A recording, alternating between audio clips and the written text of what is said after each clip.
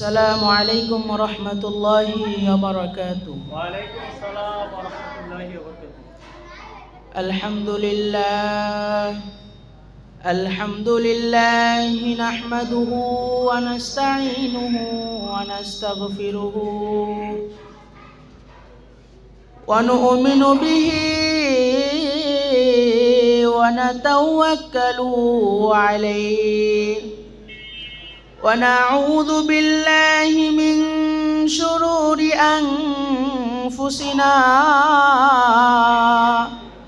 ومن سيئات أعمالنا من يهده الله فلا مضل له ومن يضلله فلا هادي له ونشهد أن لا إله إلا الله وأشهد أن محمدًا عبده ورسوله.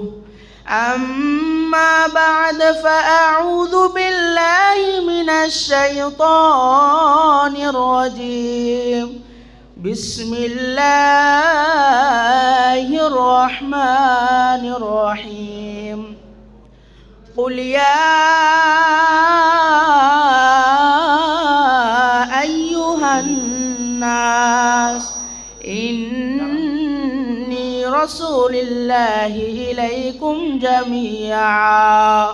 صدق الله مولانا العظيم وصدق رسوله النبي الكريم ونحن على ذلك من الشاهدين والشاكرين والحمد لله رب العالمين. तो दिल में तू आता है समझ में नहीं आता, तो दिल में तू आता है समझ में नहीं आता, बस जान लिया मैं तेरी पहचान यही है, बस जान लिया मैं तेरी पहचान यही है। वल्फत में बराबर के वफा हक जफा हो, वल्फत में बराबर के वफा हक जफा हो, हर चीज़ मिला जत है अगर दिल में मज़ा हो, हर चीज़ मिलो जत है अगर दिल में मज़ा हो। एक चश्मे जदन गाफिल जा शाह नबाशी, एक चश्मे जदन गाफिल जा शाह नबाशी, शायद कि निकाह गुनादा गाफ नबाशी, शायद कि निकाह गुनादा गाफ नबाशी।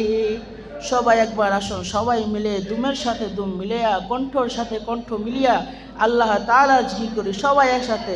পড়ো লা ইলাহা ইল্লাল্লাহ আলা ইলাহা ইল্লাল্লাহ, জোরে লা ইলাহা ইল্লাল্লাহ আলা ইলাহা।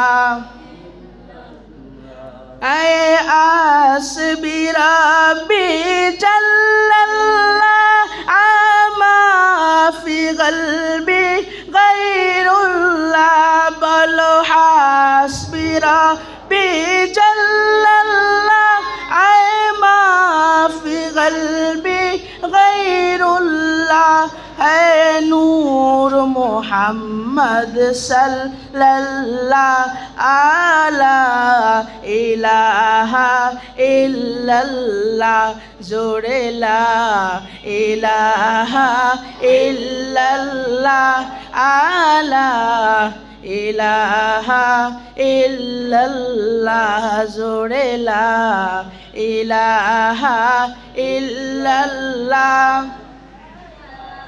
इलाहा इल्लल्लाह, ला इलाहा इल्लल्लाहु मुहम्मदुर रसूलुल्लाह सल्लल्लाहु अलैहि सलातु वस्सलाम। আলহামদুলিল্লাহ, মুহাদ্দিস মুহতারাম হাজিরিন, আল্লাহ পাক রব্বুল আলামিন আপনাকে আমাকে এশার নামাজের পর শত ব্যস্ততার মাঝেও আল্লাহ পাক রব্বুল আলামিন আপনাকে আমাকে সকল ব্যস্ততা বাদ দিয়ে এত সুন্দর একটা মজলিসে আসার বসার কিছু বলার এবং শোনার তৌফিক দিয়েছেন। সেই জন্য সকলেই অন্তর থেকে আল্লাহ পাকের একবার জোরে সোরে শুকরিয়া আদায় করে নিই। সকলেই বলি আলহামদুলিল্লাহ, আরেকটু জোরে বলি আলহামদুলিল্লাহ। আল্লাহ পাকের শুকরিয়া আদায় শুরু করা যাবে কিন্তু শেষ করা যাবে না, কারণ আল্লাহ পাক রব্বুল আলামিন আমাকে আপনাকে যেই পরিমাণ নিয়ামত দিয়েছে ওই পরিমাণের শুকরিয়া আদায় কখনো শেষ করা যাবে। সময় অনেক কম, আমি অল্প কিছু আলোচনা করব। আপনারা সবাই এখনও যারা এদিক সেদিক ঘোরাফেরা করছেন আর ঘোরাফেরা না করে ইসলামী আমলি জান্নাতি মজলিসে এসে পড়ুন।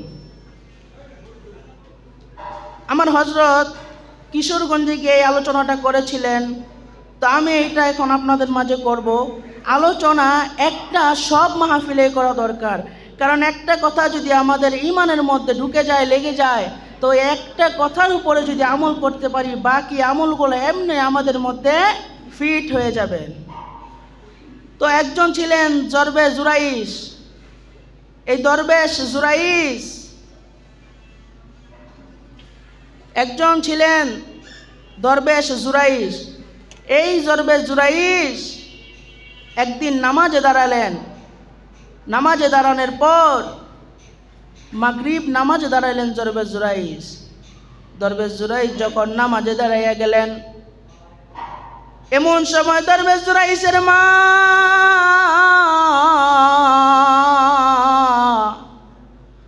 দরবেশ জুরাইস রে ডাক দেয়, জুরাইস।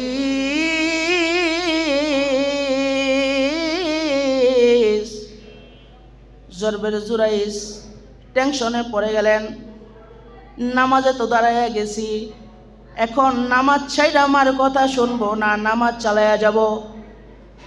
দরবেশ জুরাইসের মা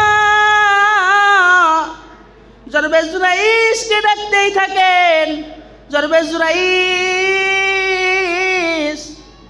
বলে, মা তো আছে, মার কথা পরে শোনা যাবে, এখন নামাজটা আদায় করে নেই, নামাজটা এখন ছাড়া যাবে না। এই কথা বলিয়া দরবেশ জুরাইস নামাজ চালাইয়া যাচ্ছেন। মা চলে গেলেন। দ্বিতীয় দিন আবার এক সময় মা আসলেন, এসে বলে, জুরাইস। ওই সময় মা যখন ডাক দেয়, ওই সময়ও মা দেখে দরবেশ জুরাইস নামাজের মধ্যে দাঁড়ায় আছে। দ্বিতীয় দিনও মা মুখটা একটু মনটা খারাপ করিয়া চলে গেলেন। তৃতীয় দিন আসলেন, এসে একটু সেমি কাহিনী দেখে জুরাইস নামাজ অবস্থায় রয়েছে। মা ডাক দে, জুরাইস, এ জুরাইস।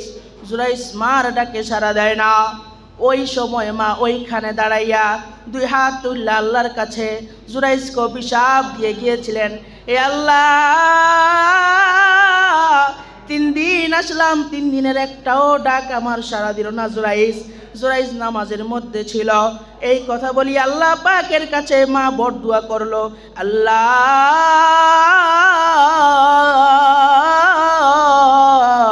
তুমি জুরাইসকে বেশ্যা মহিলার মুখ না দেখা পর্যন্ত জুরাইসের মৃত্যুর ডাক তুমি দিও না। জোরে বলো নাউজুবিল্লাহ। মান বরদুয়া লাগবে কি লাগবে না? এখন যে মারা বরদুয়া দেয় লাগে কি লাগে না? অবশ্যই লাগে। লেগেছেন, লাগছেন এবং কিয়ামতের আগ পর্যন্ত লেগেই যাবেন, কারণ মার কথা তো বলে দিয়েছেন। সেই জন্য তো কবি বলেছেন, মা বাবারে কষ্ট দিলে নামাজ রোজা যায় বিফলে, মা বাবারে কষ্ট দিলে নামাজ রোজা যায় বিফলে। আরে মার কলেজায় আঘাত দিলে খোদা সহে না, মার কলেজায় আঘাত দিলে খোদা সহে না। আল্লাহ নবীজির দয়া তারা পাবে না, আরে আল্লাহ নবীজির দয়া তারা পাবে না। মা বাবার করো যতন, মা বাবা অতি আপন, মা বাবার করো যতন, মা বাবা অতি আপন। তিন কথায় সাথী পাইয়া ভুইল্লা যায়ও না, তিন কথায় সাথী পাইয়া ভুইল্লা যায়ও না। আল্লাহ নবীজির দয়া তারা পাবে না, আরে আল্লাহ নবীজির দয়া তারা পাবে না। মার সাথে বেয়াদবি করলে কি আল্লাহর রহমতের আল্লাহ তাআলা এবং রাসূলের দয়া পাবেন? কখনোই পাবেন না। কারণ 100 পীরের চেহারা দেখলে যে সওয়াব হয়, সেই দুঃখিনী মার চেহারা একবার দেখলে ওই 100 পীরের সওয়াব তার আমল নামায় চলে যায়। বলো সুবহানাল্লাহ। সেই জন্য মা বাবার খেদমত করা দরকার আছে কি নাই? একটু আওয়াজ দিয়ে বলো, আছে কি নাই? সেই জন্য সময় পেলেই মা বাবাকে খেদমত করা, মাকে ভালোবাসা, মার চেহারা একবার দেখলে মকবুল হজের সওয়াব পাওয়া যায়। সুবহানাল্লাহ। যেখানে ছিলাম আমরা মুসলমান ভাই, 3 বারের মাথায় এসে জরবে জুরাইশের মা অভিশাপ দেয়, মাবুদ বেশ্যা মহিলার চেহারা না দেখা পর্যন্ত তুমি জুরাইশের মরণ দিও না। জরবে জুরাইশ একটাই ছিল খানকা, এখন তো খানকা হয়, দরবার হয়। তো একটা বিশাল বড় বাগানের মধ্যে জরবে জুরাইশের একটা খানকা ছিল, সে ওইখানে নামাজ পড়তো, আমল করতো, আল্লাহর ইবাদত করতো।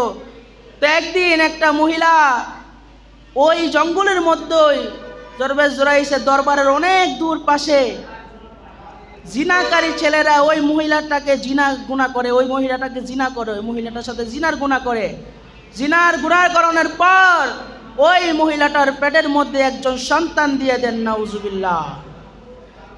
যখন ওই মহিলার গর্ভের মধ্যে একজন সন্তান দিয়ে যায় সেই জিনাকারী ছেলেরা, তারপরে ওই মহিলা এলাকার মধ্যে ঘুরে কিছু লোক জিজ্ঞেস করে, তোমার তো স্বামী নাই, তোমার পেটের মধ্যে এটা কার সন্তান? ওই মহিলা ডাক দিয়ে বলে, আমি একদিন জঙ্গলে গেলাম, জঙ্গলে যাওয়ার পর জিনাকারী ছেলেরা আমারে জিনা করিয়া, আমার সাথে অবৈধ কাজ করিয়া আমার পেটের মধ্যে জিনাকারী সন্তান দিয়ে দেয়। ওই লোকেরা বলে, ওই লোকেরা তোমার পেটের মধ্যে জিনাকারীর সন্তান দিছে, কারো কাছে বলার দরকার নাই, তুমি কাজীর কাছে গিয়া বলবা যে আমার পেটের মধ্যে সেই জঙ্গলের মধ্যে যে জরবে জুরাইশ আছে, ওই জরবে জুরাইশ আমার পেটের মধ্যে জিনা করিয়া সন্তান দিয়ে দিয়েছে। মায়ের বর্দা লাগছে নি? লাগছে। তারপরে ওই মহিলাকে বলে, মহিলা বলে, না না না, জরবে জুরাইশ একজন আমলি মালিক আখলাকি মানুষ, তার কথা গিয়ে আমি মিথ্যা কথা দিয়ে তার নামে আমি অপবাদ দিতে পারবো না। ওই মহিলাটাকে ভয় দেখানো হলো, তুমি যদি না বলো তাহলে তোমার গর্দান ফালানো হবে এবং তোমার পেটের মধ্যে যে সন্তান আছে ওই সন্তানকেও মেরে ফেলা হবে। তারপরে ওই মহিলা সরার কাজীর কাছে গিয়ে বললেন, সরার কাজী, আমার পেটের মধ্যে যে সন্তান দেখতে পাচ্ছেন, এই সন্তানের বাবাকে জানেন? এই সন্তানের বাবা হলো সেই জঙ্গলের দরবেশ জুরাইশ। তারপরে সরার কাজী বলে, হাই রে, এত আমলি মানুষ, আখলাকি মানুষ, জুব্বা লাগায়, হাতে তবজি, নামাজ পড়ে, এই লোক এই কাজ কেমনে করলো? তারপরে সেই সরার কাজী পুলিশ বাহিনী দিয়ে দরবেশ জুরাইশকে ওই খানকা দরবারে গিয়ে দেখে আমল করতেছে, ওইখান থেকে ধরে আনলো, এনে বলে, দরবেশ জুরাইশ, তুমি না এত আমলি মানুষ, আখলাকি মানুষ, জুব্বাওয়ালা মানুষ, তুমি কিভাবে এই কাজটা করতে পারলে? দরবেশ জুরাইশ বলে, না আমি করি নাই। বলে, না তুমি করেছো, এই মহিলা বলেছে যে তুমি করেছো। দরবেশ জুরাইশ, এখন তো তোমার ফাঁসি হবে। সরার কাজী বলতেছেন। তখন দরবেশ জুরাইশ বলে, আর কিছু বলার নাই। দরবেশ জুরাইশকে বলে, দরবেশ জুরাইশ, তোমার মনের শেষ ইচ্ছা কি? তোমাকে তো ফাঁসি দিয়ে ফেলবো, মানুষের তো কত ইচ্ছা থাকে, তোমার মনের কি ইচ্ছা? দরবেশ জুরাইশ ডাক দেয়া বলে, হে সরার কাজী, আমার শেষ ইচ্ছা হলো আমার দুঃখিনী মায়ের চেহারা আমি একটু দেখব। সরার কাজী বলল, যাও জুরাইশের মাকে ডাক দিয়ে আনো। তারপরে জুরাইশের মাকে ডাক দিয়ে আনা হলো। তারপরে জুরাইসের মাকে বলে, এ দুঃখিনী মা,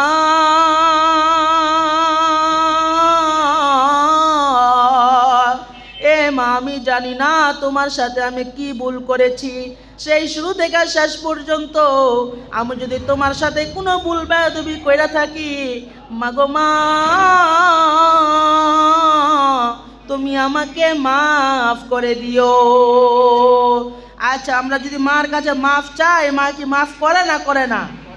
অবশ্যই করেন। কারণ মার মতন দুনিয়াতে দরদি কেউ হতে পারে না। কারণ মার মন সন্তানের জন্য উজাড় করা। তারপর মা দিলেন মাফ করে। মা যখন মাফ করে দিলেন, আল্লাহ তাআলার পক্ষ থেকে দরবেশ জুরাইসের কাছে একটা আসলেন, ওহী নাজিল হলেন মনের মধ্যে, আমুল আখলাকে একটা ওহী এসে পড়লেন। তারপরে দরবেশ জুরাইস সরার কাজীকে মাথা কাটিয়ে বলেন, যে সরার কাজী, আমি আপনাকে একটা কথা বলবো, এই কথা বলার পরে যদি এটা হয় তারপরে আপনি আমাকে ফাঁসি দিয়েন। পরে বললেন যে কি, এমন কি বলবো, আমাকে বলো।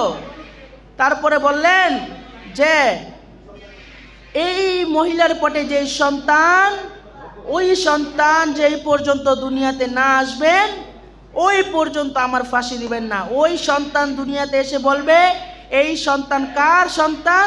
যদি বলে আমার সন্তান, তাহলে আমি হাসি মুখে আমার ফাঁসি আমি অ্যাকসেপ্ট করে নেব। আর যদি সে বলে অন্য কারো সন্তান, তাহলে তো আমাকে মাফ করে দেওয়াই হবে। তারপরে সেই কাজী কথা মেনে গেলেন। তারপরে মানান পরে তারপরে ওই সন্তান হওয়ার আগ পর্যন্ত জুরাইসকে জেলখানায় বন্ধ করা হলো। তারপরে যখন ওই মহিলার সন্তান হলেন, তারপরে দরবেশ জুরাইস কানা হলো, 2 দিনের বাচ্চা। দরবেশ জুরাইস হাতে নেওয়ার পরে এখন মানুষ বলতেছেন, বাকি সাহাবীরা বলতেছেন, মানুষ বলতেছেন যে দরবেশ জুরাইস আসলে একটা পাগল, জিনার সাথে সে পাগল হয়ে গেছেন। এখন যদি আল্লাহ কথা বলাইতে পারে 2 দিনের শিশুকে, আমি আর আপনি কি আটকা রাখতে পারবো? কখনোই পারবো না। জঙ্গলার হরিণকে আল্লাহ কথা বলাই দিছে, রসুলকে নবী বলে ডাক দিয়ে দিয়েছে, মানুষকে কেন পারবে না? তারপরে ওই শিশুটাকে বলেন দরবেশ জুরাইস, বাবা, তোমার পিতাকে তুমি বলো। জালালি চক্ষু দিয়ে তাকালেন। তারপরে ওই সন্তানটা একটু পর বললেন যে আমার বাবা দরবেশ জুরাইস নয়, আমার মায়ের সাথে জিনা করেছেন জঙ্গলের খারাপ বকাটে ছেলেরা, আমার বাবা দরবেশ জুরাইস নয়। তারপরে দরবেশ জুরাইসকে মাফ করে দেওয়া হলো। আর হলো জঙ্গলের সেই অবৈধ জিনাকারী ছেলেদেরকে এনে ফাঁসি দেওয়া হলো।